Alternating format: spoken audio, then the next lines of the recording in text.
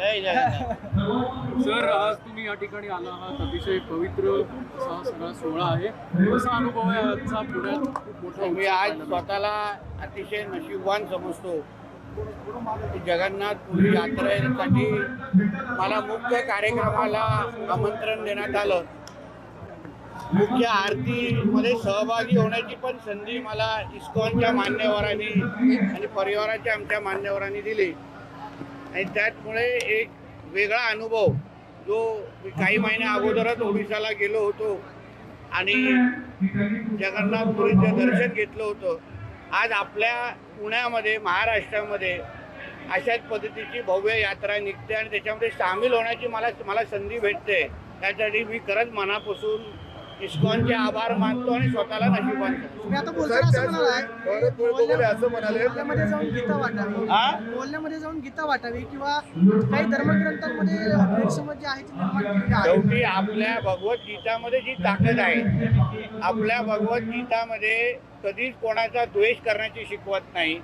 कोणाचा धर्मांतर करून स्वतःचा धर्म वाढवा असं आपल्या गीतामध्ये लिहिलेलं नाही आहे.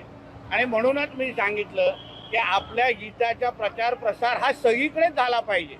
मग मोहल्ल्यांमध्ये पण झाला तर त्यांच्या विचारांमध्ये पण परिवर्तन होईल आणि आपला हिंदू राष्ट्र अजून भक्कम होईल.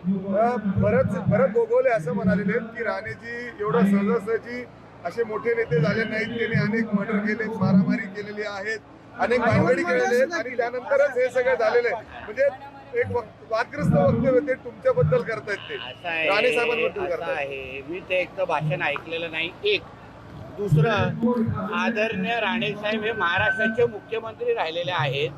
असा कुठलाही पोलीस रेकॉर्ड त्यांच्या मर्डर केसचा नाही, कुठलाच पोलीस रेकॉर्ड नाही. कदाचित गोगावलेजींना पूर्ण माहिती नसेल. आज संध्याकाळी चहा पाण्याच्या निमित्ताने माझ्या खांद्याला उभे असतील तर थोडी चहा त्यांना माझ्या वतीने देतो आणि त्यांच्या ज्ञानात थोडा भर टाकतो. असं बोलतात म्हणजे थेट राणे साहेबांबद्दल एक असा लक्षात घ्या. त्यांचं म्हणणं आहे की त्यांचं असं म्हणणं आहे की तिथले नेते जे आहेत इतर त्यांना ते जमलं नाही, ते राणे साहेबांना जमलं. राणे साहेबांनी शिवसेना वाढवली. राणे साहेब शिवसेनेच्या प्रत्येक शिवसैनिकांच्या बरोबर राहिले म्हणून तर बाळासाहेबांनी त्यांना महाराष्ट्राचं मुख्यमंत्री पद दिलं. आणि गोगावलेजी आणि सगळे त्यांचे जुने सहकारी आहेत. तळागाळातून शिवसैनिक म्हणून काम करत असताना सगळेजण एकत्र त्यांनी काम केलं. पण कदाचित त्यांना पूर्ण माहिती नसेल. काल आमच्या सिंधुदुर्गात आले होते अशी मला माहिती आहे.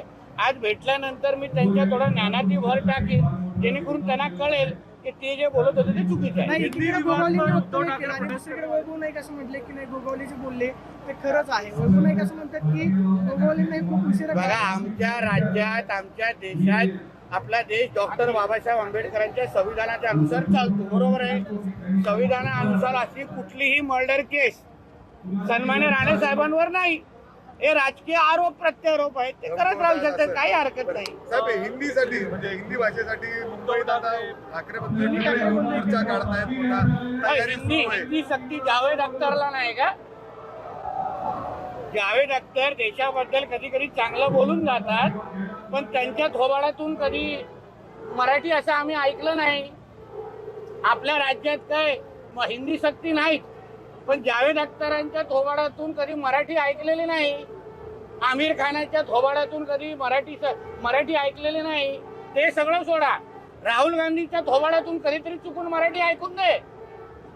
त्यांना पहिल्या तोंडातून मराठी या लोकांना काढून दे, मग आम्ही समजू शकतो ना का मराठीवर किती प्रेम. आणि हा मोर्चा मुंबईच्या मुख्य रस्त्यातून काढण्यापेक्षा ना थोडा मोहम्मद अली रोड, बहिरामपाडा थोडा तिथं काढलं पाहिजे. कारण ते सतत हिंदी बोलत असतात.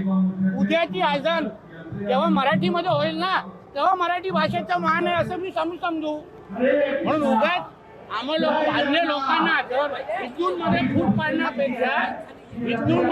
पाडण्यापेक्षा ते मराठी कधी बोलतच नाही. मुंबई महाराष्ट्रामध्ये राहून मोहम्मद अली, बहिरामपाडा या लोकांना जरा मराठी शिकवा ना. उद्याच्या आजान मुल्ले मौलवींनी बोलून द्या मराठी. मग बघतो मराठी किती येतं मग. संजय राऊत असं आणि म्हणाले आमच्या महाराष्ट्रामध्ये हिंदी सक्ती नाही. संजय राऊत म्हणाले की हा मोर्चा म्हणजे दोन्ही ठाकरे बंधूंच्या युतीची नांदी सुद्धा असू शकते.